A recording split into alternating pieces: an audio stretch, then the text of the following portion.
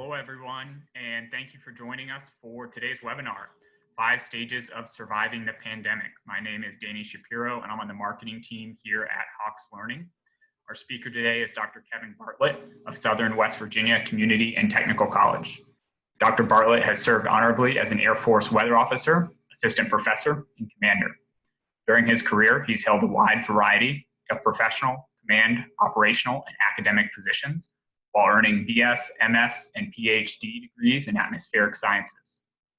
He previously worked as NATO's chief meteorologic and oceanographic officer, helping the UN World Food Program within Afghanistan to rebuild Afghan Meteorological Authority. Additionally, he spent 5 years as an assistant professor of the Air Force Institute of Technology's Atmospheric Sciences Master's Program, where he remains an adjunct assistant professor. More recently, he served as deputy commander for the 821st Air Base Group at Thule Air Base, Greenland, supporting seasonal Arctic research projects. Currently, he serves his local community as a math and sciences instructor at Southern West Virginia. We're excited to have Dr. Bartlett here today. If you have questions throughout the webinar, please enter those into the Q&A, and we will address them at the end of the talk. And on that note, I want to hand it over to you. All right, hey, thanks, Danny, and hello, everybody in virtual world. I appreciate Hawks Learning team and, just for this opportunity to speak with some folks. Good morning to everybody, wherever you're logged in from.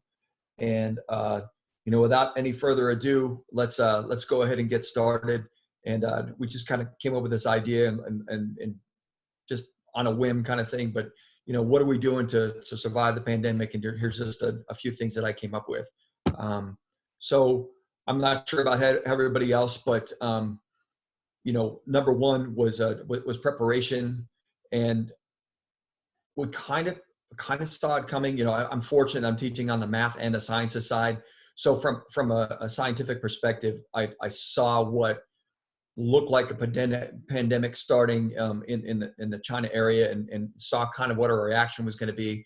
And so by the time spring break rolled around for us here at Southern, we're like, okay, we really need to think about what's going to happen after spring break. So we kind of saw it coming. So what I tried to do is I tried to warn my students, and I said, hey, we might not be coming back. And so what do we do? And it's funny, I had, some of my better students were really in tune with all the materials I was using in Blackboard to enhance the course. But some of my other students weren't quite so much. So I really started walking around with some of the folks and saying, hey, look, you need to make sure you're understanding, what Blackboard's all about, and reminding them to get more familiar with it so they can pull materials as needed. During that whole transition, stayed very close contact with my dean, as well as much as I could with my students. And I tried to relay any info, any kind of updates I had to my students as soon as they came out, basically using Blackboard announcements because it went right through email. And I was able to sneak in and get some things out of my office, before they completely shut us down here in West Virginia. And so that was kind of a key factor also. So in all of it, you try to, as we were trying to transition, you're trying to figure out, okay, how do I do this? How am I going to present? And once again, I'm teaching a very wide variety, and including, very basic math, basic statistics, as well as earth sciences and some on the anatomy and physiology. So you have to start thinking, okay, how am I going to present something like a Venn diagram? If you're not familiar with that, it's literally you're drawing, here I'm doing with my finger. I've got my whiteboard behind me, but you're drawing a diagram, and you're looking at different groups, and you're bringing them together and looking at things of sets and where do they intersect, how do they unify? How do you do that without talking to someone face to face? Or even more interesting is, how do I dissect a pig? And how do they get that experience from that kind of thing? So what we did at Southern was, a lot of us individually looked out and reached out to our publishers like Hawks and some of the other ones. And it says, I need a little bit more. I need some help. And a lot of the materials that they kicked back to us in that very short period of time, a lot of it was online. A lot of it I had already had with the course itself. And so a lot I was already uploading, like backup materials, backup slides. If people couldn't be there, had already done that. But a lot of it was new materials that some folks had never even seen before. So I put a line in there. There was some student pushback, and some of my other fellow professors are like, oh, my students loved it. I'm like, well, not all of mine loved it, because now we're halfway through a semester, and I was introducing new methods of learning that they had to absorb, and a lot of them didn't like it. So I tried to balance that the best I could. One of the solutions I came up with right there was I ended up creating very short, very targeted, what I call like a Reader's Digest version of some very specific topics, some areas that I knew that the students were going to hung up on, and I would just post on the Blackboard. How much my students use those, I don't know. What it boiled down to is then I would give them the materials later on, and they would be like asking me questions like, okay, I would ask, then I would go back to them and say, okay, did you look at the videos that I posted? And most of the times it took an extra little prompting to get them to look at that kind of stuff.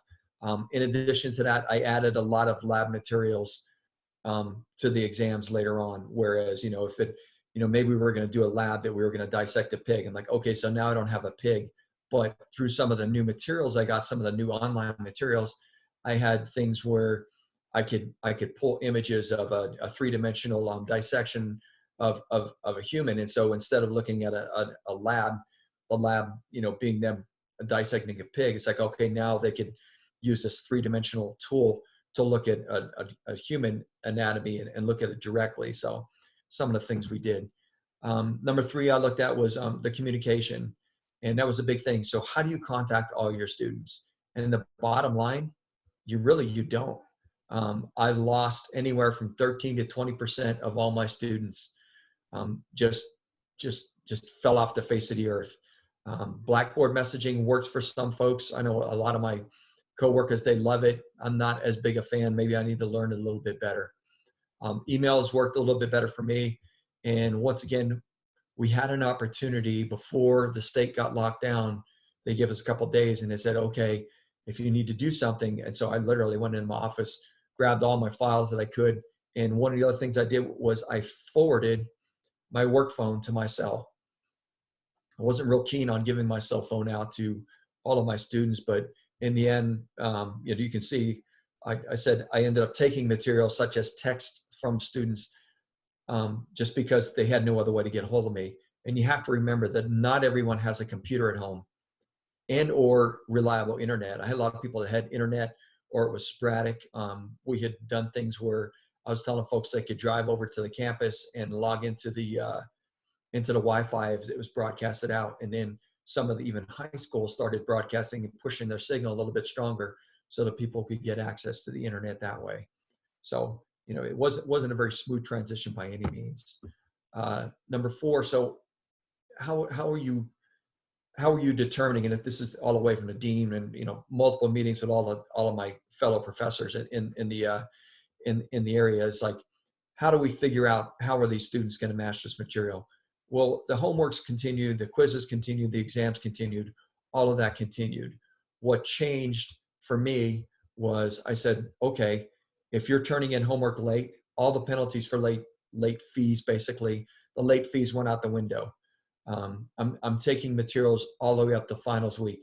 I've got some students that are 2 or 3 exams behind, where we've had a little bit of a crazy spring here in the southeast here in southern West Virginia, where we have multiple power outages, where I've had people have been down for days on end, and they'll come back. They're like, oh my God, I'm trying to contact you. My phone's been out, my cell's been out. I have no internet. What can I do? And I'd be like, hey, no worries. As Danny pointed out, I've been all over the world, been some austere situations, and you know what? All those standards the standards didn't change, but I'm allowing things to extend where they didn't before. One thing I jumped on was the examinations, where maybe before the entire semester I had 4 exams. Once this hit, I said, okay, that's it. We're doing an exam, like in my stats class. I'm like, we're doing an exam every week. Every chapter we cover, we're doing an exam.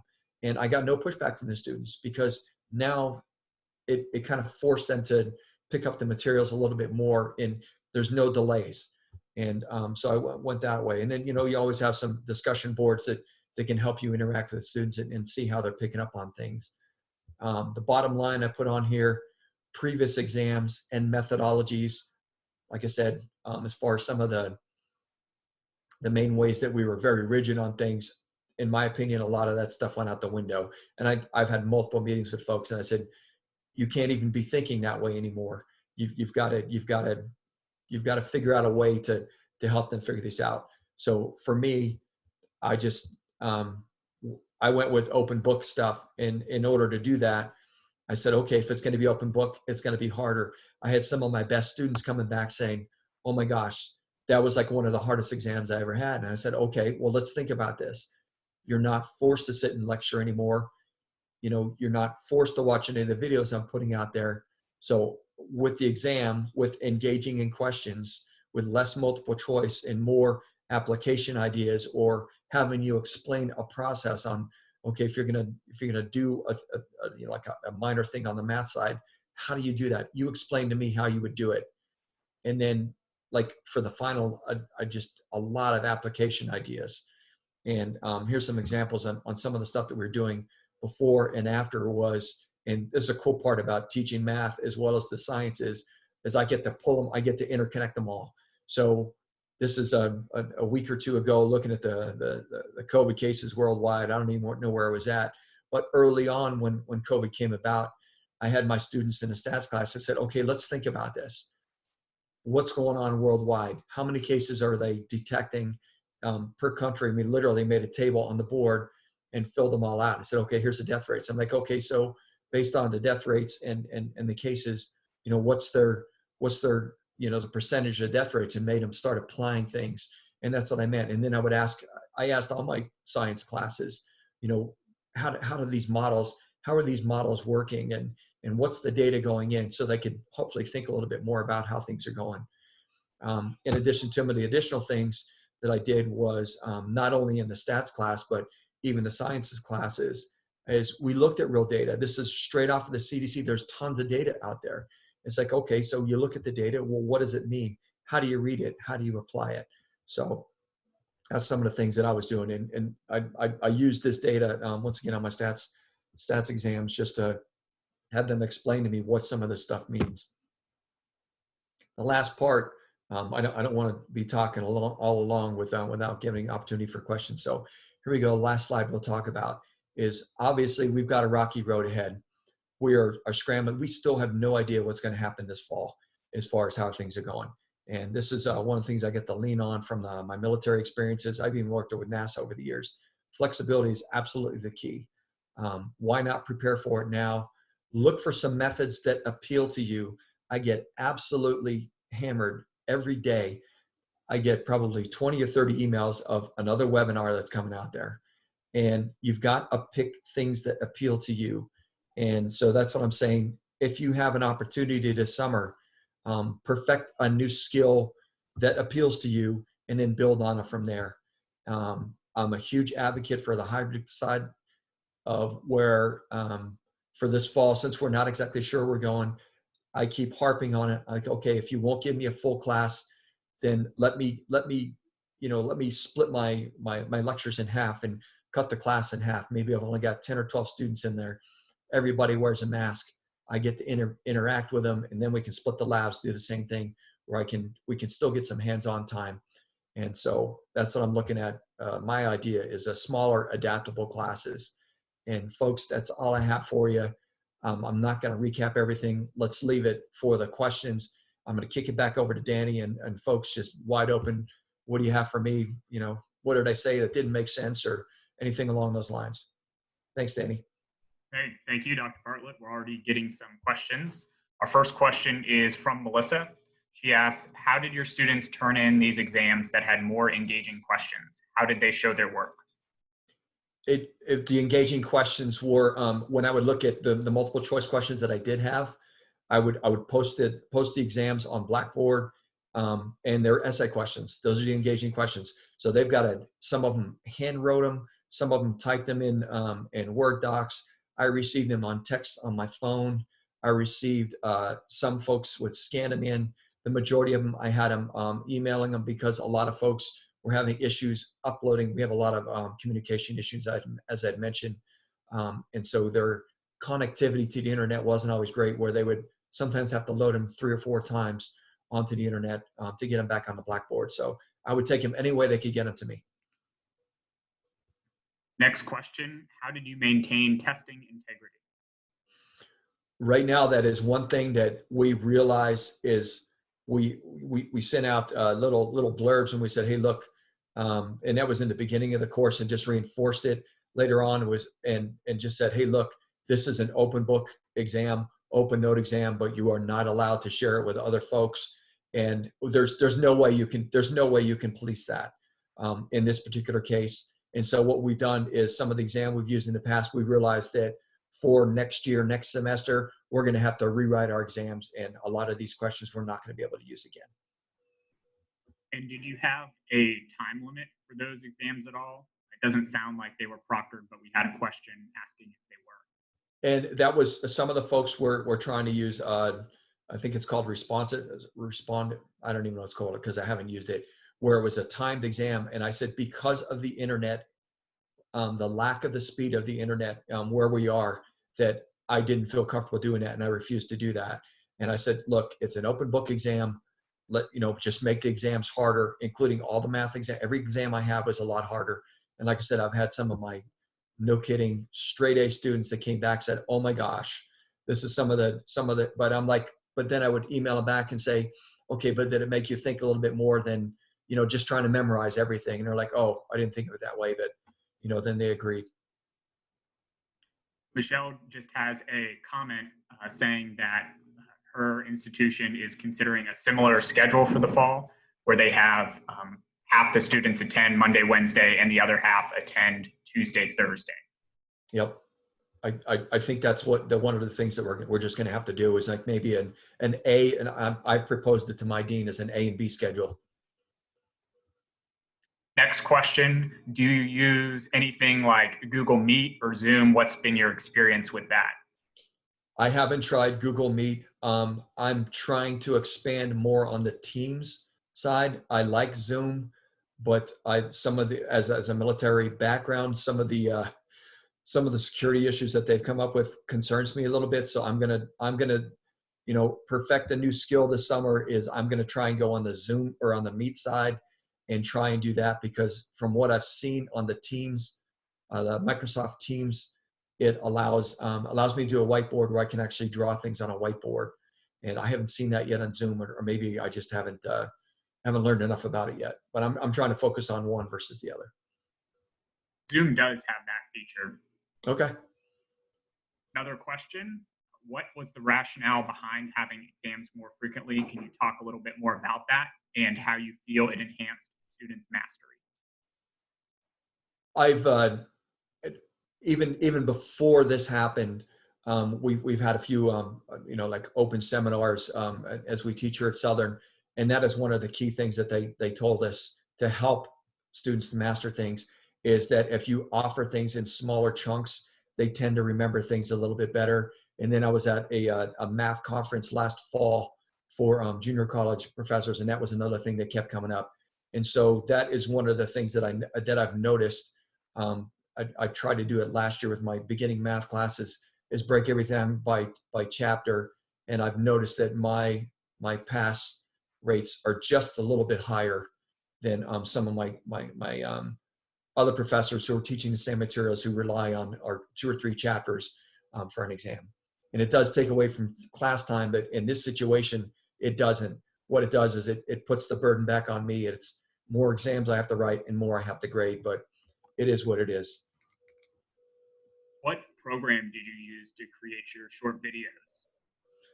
I have been using, I don't see it here. It's called, it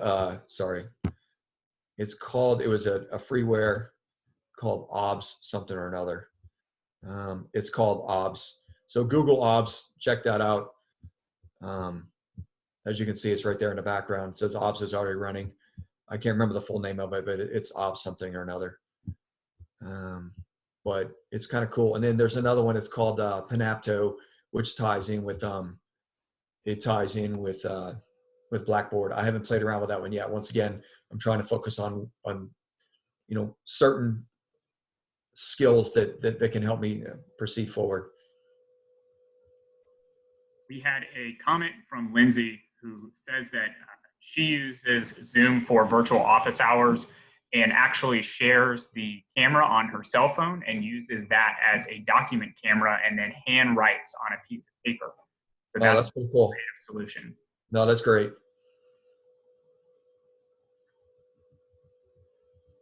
We had another comment here, just talking about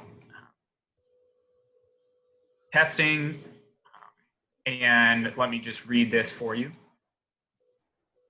The instructor says, I teach math courses. Because students would enter their answers online, but have to submit written solutions outlining the steps that justified their answer, test anxiety wasn't a great issue.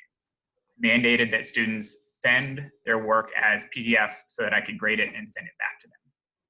No, that's great comments. And that's what I was hoping, that the idea of an open book exam would reduce some of that test anxiety. And Melissa wants to know, did you give tests via the publisher platform? If so, how did you handle that?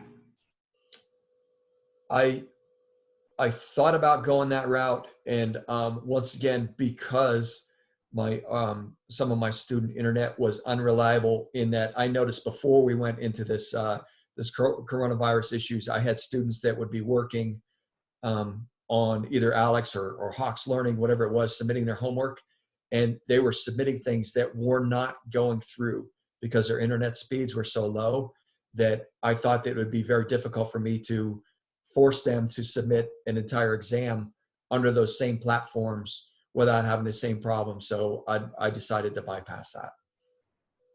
Though they are very effective in keeping track of what they're doing.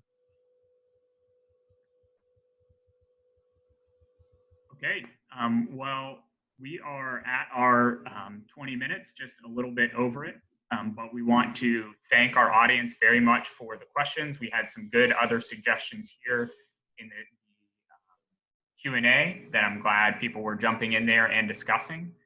Dr. Bartlett, thank you again for giving us an outline of what you're doing, how you're trying to help students, and we wish everyone the best of luck moving forward. We did record this. We'll be sending out a recording to everyone along with the certificate for those who attended live today. If you have questions, email us at marketing@hawkslearning.com, and Dr. Bartlett shared his email as well. So thank you everyone for being here today. Thanks, Danny. Thanks everybody for logging on. Take care, everybody.